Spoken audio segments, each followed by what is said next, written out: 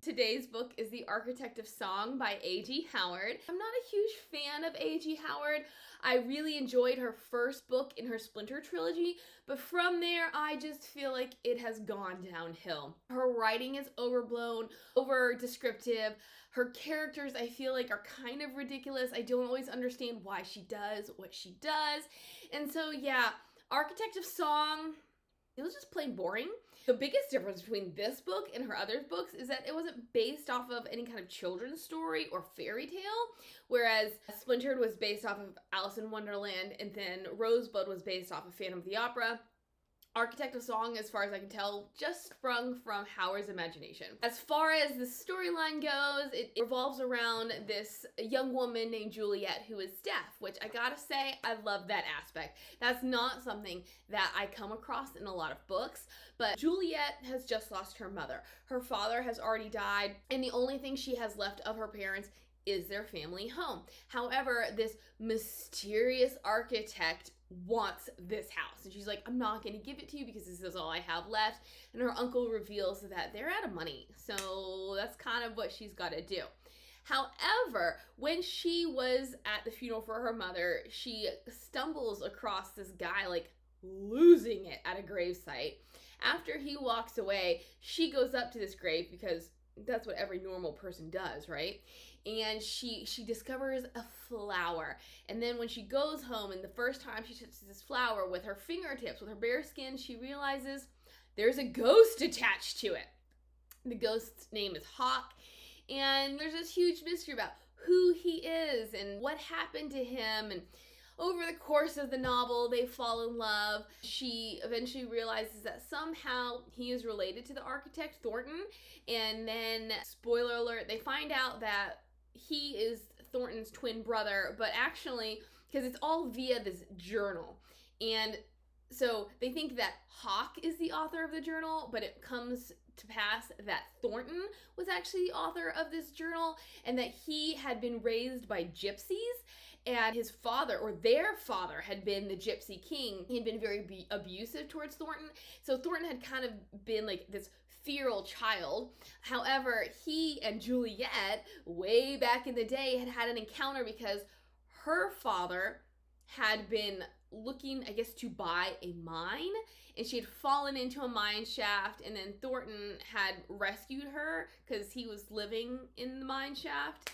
So ever since then, he had been in love with her. A little...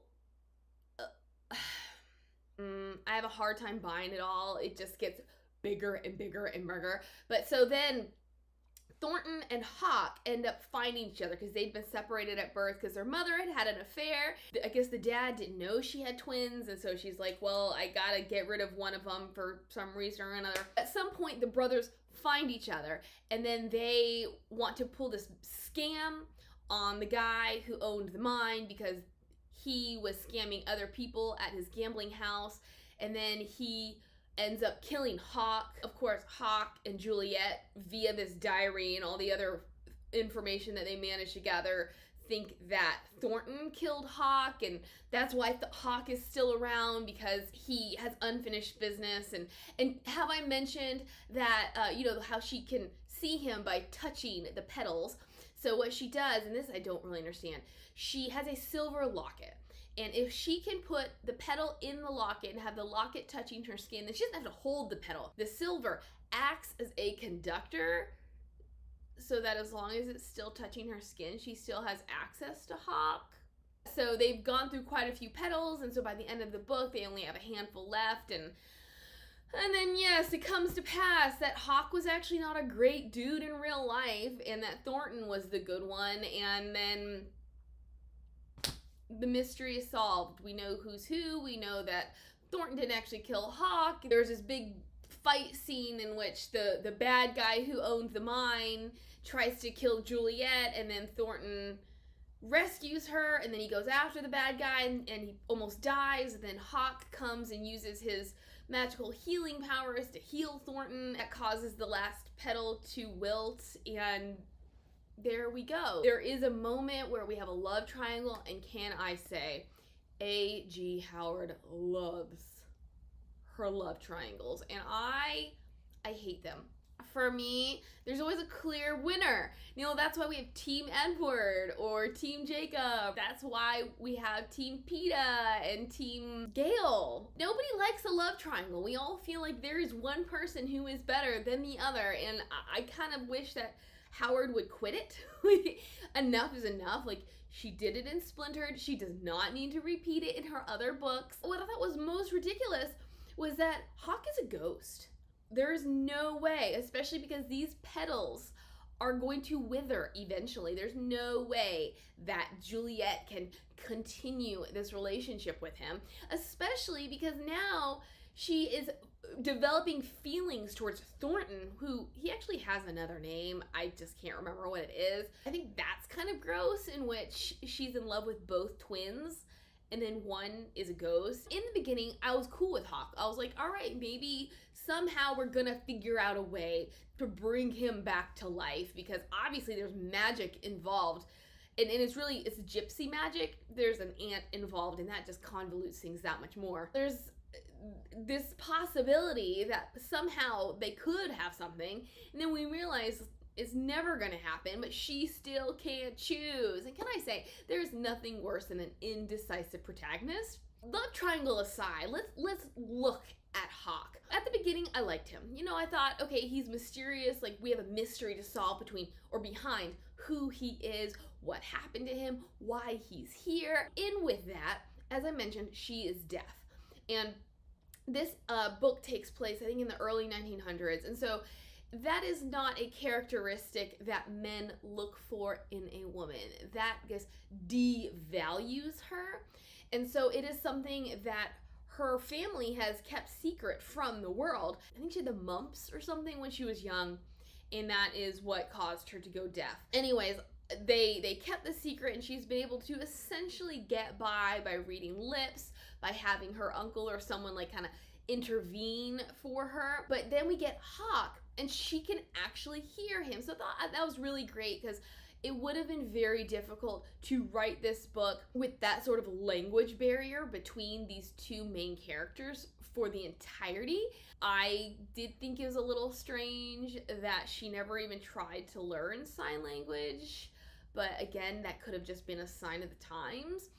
Anyhow, Hawk, I don't mind him in the beginning, but as we get through the novel, and it's not even that we learn that he was a bad dude in real life or like when he was alive, but it was just like Juliet is ahead of her time in many ways, and one of those ways is she craves intimacy. You know, young women of that era were not supposed to want to sleep with men. They were not supposed to have physical desires, and she does. And so I feel like that is the basis of her relationship with Hawk, is she is attracted to him. The first time they meet, she's naked in a bathtub. And so, of course, then that's his first impression of her. Their relationship is almost based off of a carnal desire, and it builds from there, and they're always attempting to form a physical connection. And I thought this part especially was ridiculous. He can touch basically anything but her. He figures out if he can, I guess, focus hard enough that he can transfer energy or like something, you know, when they kiss, so that it's not like they're kissing, but she can feel some kind of energy transfer. It's really crazy. Don't think it makes sense. I don't understand it. And it always costs them like 3, 4, 5 flower petals. But it's like everything about them is sexualized. And so I had a really hard time connecting with him, or wanting to root for him, or getting to know him as a character that I should root for, when their relationship wasn't based off getting to know each other. The bits where they did get to know each other weren't bits that were necessarily shown because they were part of the journal. Because she returns to the cemetery, and she finds this hidden path that leads to a gypsy camp. In the gypsy camp, it's a solo camp, mind you. It's just the one person, the aunt. So in this gypsy tent, she discovers the journal. She steals it, takes it home, and the two read it together. So we get some excerpts from this journal, but on the whole, it's basically an exposition saying, or a recap saying, this is what we learned. And so you don't really get to know Hawk. All you get to know is that she wants him, and she hates the fact that they can't have each other. And so, like, I was so over it by the end of the book. Like, I was over this love triangle because I felt like one of the points in the triangle didn't need to be a point. And then the other point, Thornton, at some point in the novel, like, I liked the book up until we found the journal. And then I thought that it started to get really boring, really monotonous. What happens is Juliet is like, I don't want to sell you my home. And then, you know, she and Hawk do their detective work, and they're like, okay, so a really great way to figure out who Thornton is and the mystery behind everything is to accept his proposal, which became, we get married, I get your home, there we go. And so she's like, well, let's do a trial run, because he's a wealthy dude, and he has created not a leisure palace. I don't really understand this because of my lack of knowledge of the time period, but it's essentially this hotel for men and women. They have their separate wings because we gotta be appropriate, you know? But there's like gardens and casinos and like activities at this place. He has a mansion, and then he offers various activities for men and women to do at this mansion. I don't really understand it, but it's supposed to be some avant-garde idea.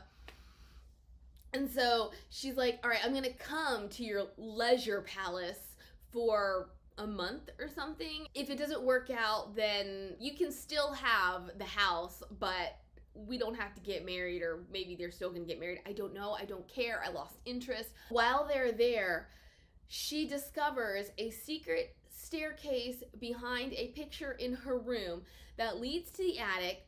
And so what had happened with the gypsy, all right? So when she goes and she finds the gypsy's camp and she steals the journal, the gypsy discovers her. The gypsy ends up getting hurt. And so because she is so kind-hearted, Juliet's like, well, we can't leave her here, so let's bring her back home.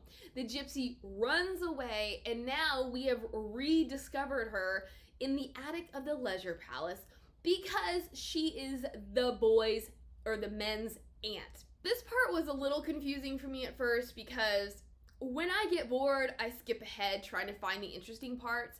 And so I felt like I'd missed some characterization, some like inter-character growth and basic background information.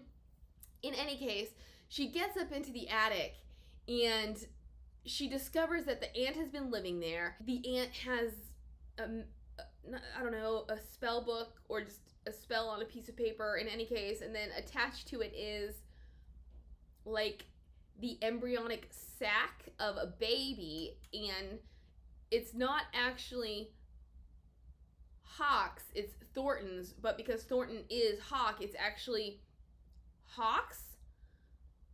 It's all about figuring out what Hawk knew, or I don't know, it's something about like they needed to talk to Hawk. This is when I'm super confused because, and I was still kind of confused when I actually reread it from start to finish. So Juliet realizes that Hawk isn't actually Hawk. Like, Hawk is not the guy from the journal, but Thornton is the guy from the journal, and oh, Nikolai, that's his name. His real name is Nikolai. It's not Hawk, it's Nikolai. I still can't remember Thornton's real name. Obviously, Thornton and the aunt discover them, and my impression is that they're blocking the doorway. Somehow, Juliet makes it past them, makes it back to her room. She leaves Hawk behind. Thornton follows her, and then she's too far away from Hawk for them to still have their connection. Thornton closes his door, so I guess now Hawk is stuck in the attic, though he's not really stuck in the attic because without her connection, he's like back in purgatory. She and Thornton are in her room and she's like, yes, I'll sleep with you. I have this sexual attraction to you. And not that she understands him now, not that she has this great understanding. So this is what I'm confused about, is I would be scared of him.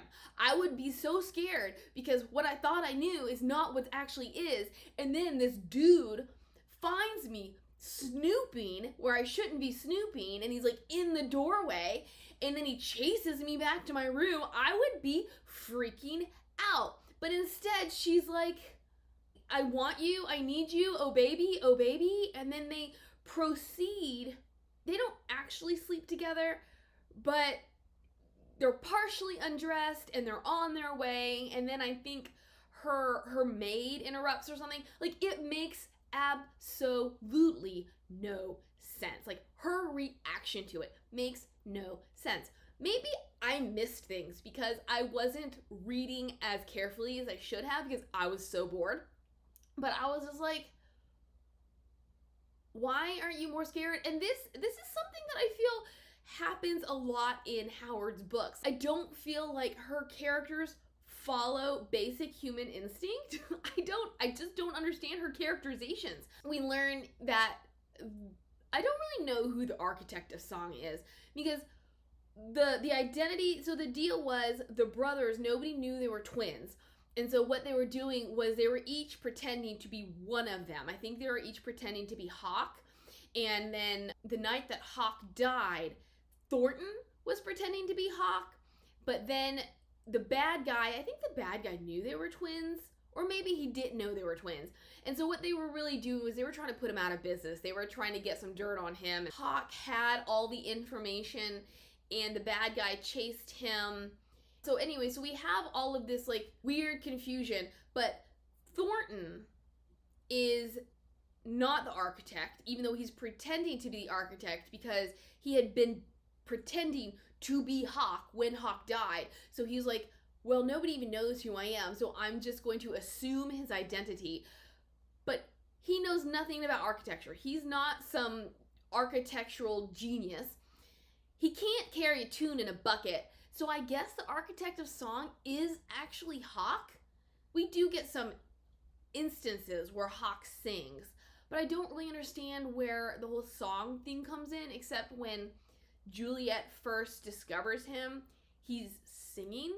The first couple times that she retouches the pedal and brings him back, he's singing, but it really kind of, as far as I can remember, tapers off from there. Although, don't call me an expert because, as I said, this book got really boring, and so I started skimming, I started skipping. In the end, Juliet marries Thornton. She discovers that she's pregnant with twins, and the flower sprouts 2 petals. I get it, symbolism, metaphors, all that jazz, but I just thought this whole book was ridiculous. It was overblown. I thought the plot could have been great. Juliet could have been great, but the execution for me is never there. I feel like Howard just loses it. In a way, her writing reminds me of a teenage girl where she has a passion inside of her. And so she wants to start writing a book about whatever she's passionate about a love story. And while it starts off well, because that is where the seed sprung, eventually she just tangents. She just blows it bigger and bigger into what she wants it to be rather than what it should be. There's nothing worse than reading a bad book after you've read a bad book when you're doing something you're not enjoying. And so The Architect of Song was a huge disappointment for me because it was not an escape. And I needed an escape. As far as anything A.G. Howard, I wouldn't recommend any of it except for perhaps the first Splintered book. But the problem with the first Splintered book is there are 2 more. And so you don't really get any resolution unless you read the others. So that one is read at your own risk. I want to talk about the writing a little bit because I had some questions. We all know by now I had issues with the characters, I had issues with characterization, I had issues with plot development, I had issues with maintaining interest. However, there was something really intriguing about the plot, which is why I picked up the book. But considering that the entire novel was essentially predicated upon the idea of Juliet encountering this ghost, I thought that a lot of the ghostliness was underdeveloped. And so my questions were, what are the ghost laws? I could have had no problem with her falling in love with a ghost if I had been thoroughly convinced that there was potential there. I saw something on Twitter the other day about someone being like, if I want my character to kiss a ghost, then why are you questioning it? My response was, you know what? I have no problem. Like, I understand fiction is fiction. It is not real. Like, there are new laws in your book. If you want your character to be able to kiss a ghost, all I need to know is how. Because common knowledge is that ghosts have no corporeal body, which means they're not solid. You can't touch a ghost. You will go straight through a ghost. A ghost can't touch anything else either. So, world build, all right?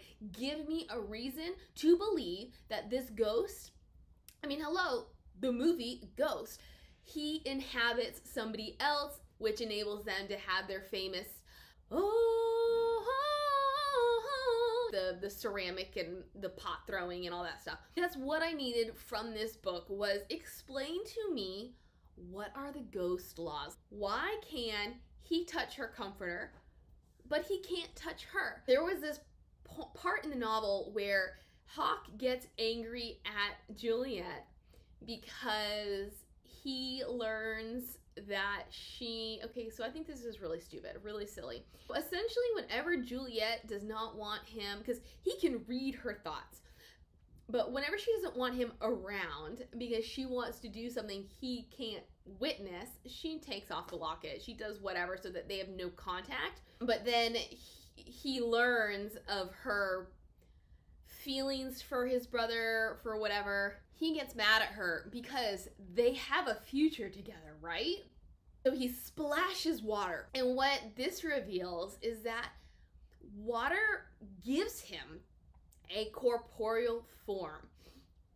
And so they're right on the precipice of kissing when they get interrupted. Later, we learn that that cost him far more petals than anything else.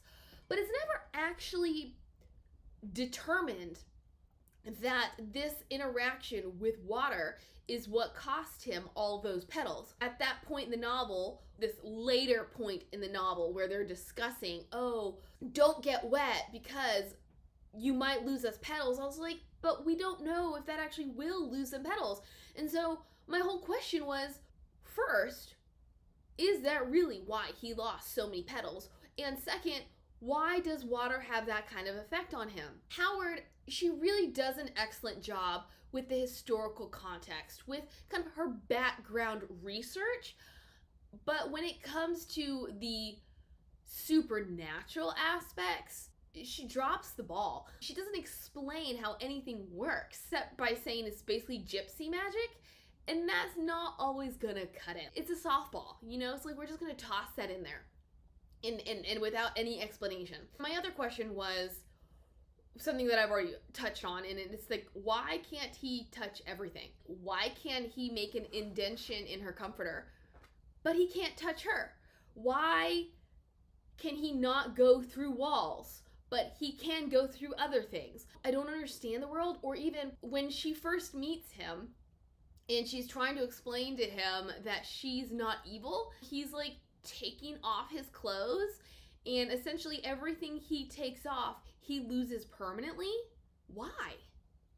I don't understand. My thought would be, the next time that he disappears and comes back, he'd have his coat on, he'd have his hat, he'd have his gloves. Like, I just don't understand any of this. Like, there's no explanation. He doesn't understand why, she doesn't understand why, and it's just left there. Except to say that she was like, you probably should stop undressing unless you want to go around naked for the rest of the book. That's not enough for me. It really isn't. As I mentioned, the brothers there's a lot of confusion as to identity. And so I thought that that was problematic in the novel because there's basically a lot of switchbacks. It's like, okay, well, I think Hawk is this person. And I'm like, well, no, maybe he's that person. I'm like, nope, he's actually this person. And then, you know, you add Thornton into it. And it's just, there's far too much going on.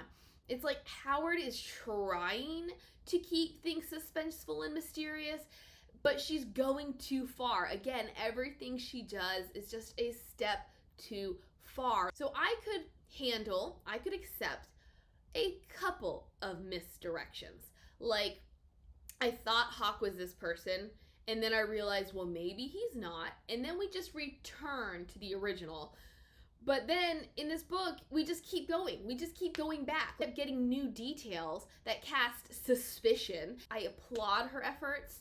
I just don't buy her efforts, and that's a problem. If you like A.G. Howard, please tell me why. Please tell me if you disagree with me, why you disagree with me. Do you love Hawk? Do you love Juliet? Do you love Juliet and Hawk? Do you love the Juliet Hawk Thornton, whose real name is Shane, spelled C-H-A-Y-N-E? Do you buy their love triangle? And why? And why? And why? And why? So that's about it for this book. Of course, I would love to hear from you. I would love to know if you disagree or agree. I would love to know if you've read anything by A.G. Howard and what you think of her. Do you agree with some of my talking points? Do you agree that her writing is not that stellar? Because I have read a lot of great reviews and I still don't understand. There we go. I hope that you have had better reading luck than I have as of late. Hopefully the next thing I bring you will be something that makes me smile for a good reason. Until then, bye.